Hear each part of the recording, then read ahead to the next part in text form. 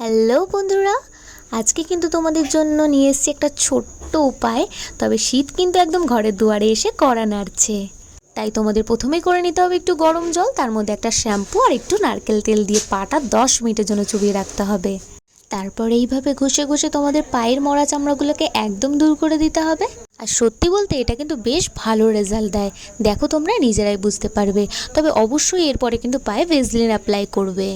তো তারপরে আমি স্নানে চলে যাই। আর আজকে কিন্তু আমি শ্যাম্পু করেছিলাম, যেহেতু আমার বাড়িতে একটু কাজ হচ্ছে তাই কিন্তু সাউন্ডে একটু প্রবলেম হবে, তোমরা ম্যানেজ করে নিও। আর স্নান করে এসেই কিন্তু আমি একটু স্কিন কেয়ার করে নিলাম।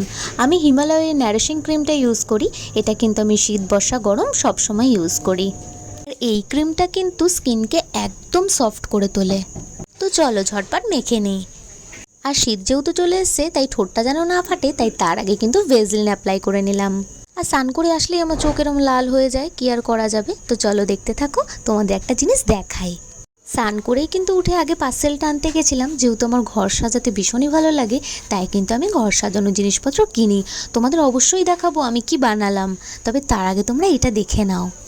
তোমরা কারা কারা আমার মতন ঘর সাজাতে পছন্দ করো আমাকে কিন্তু অবশ্যই কমেন্ট করো। বেশ সুন্দর না দেখো জিনিসটা? তবে ভিডিওটা যদি ভালো লাগে অবশ্যই একটা লাইক করে যেও। আর দেখা হচ্ছে তোমাদের সাথে নেক্সট ভিডিওতে। আর হ্যাঁ, যাওয়ার আগে তোমাদেরকে দেখাই, আছে কিন্তু মা চিকেন আর মিক্সড ফ্রাইড রাইস করেছিল। দুপুরের লাঞ্চটা কিন্তু এই দিয়েই সারলাম। কেমন হয়েছে অবশ্যই জানিও।